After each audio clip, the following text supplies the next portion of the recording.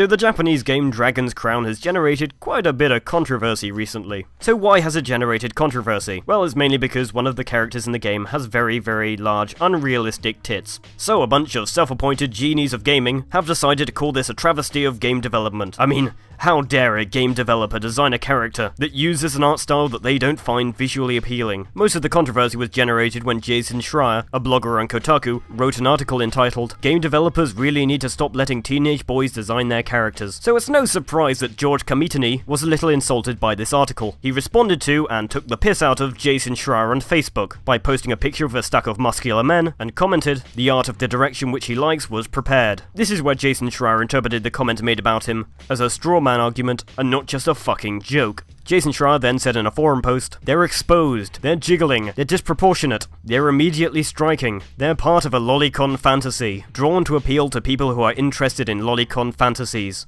Really, Jason? You're really trying to claim this is lolicon because her face looks young? Really, Jason? Really? I mean, if it was legitimate lolicon, you would have a point, but it's not. I mean, look at it!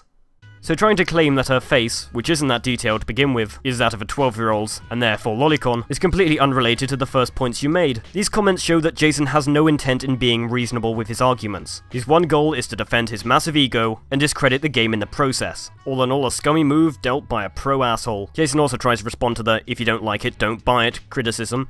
Why complain? Because it's embarrassing, because I wouldn't want to be seen playing it in public, because I love Japanese games, and the Japanese RPGs, and I don't want them to perpetrate the ugly boys club mentality. So you like RPGs. Does that mean all RPGs should conform to your views of what gaming should be like? You see, Jason, sometimes games come out that you just don't like. Does this mean you should go on Kotaku and complain about how their art style doesn't appeal to you? Probably not. And do you know why, Jason? It just makes you look self-centered, while ultimately driving up the sales of the game. Congratulations, Jason.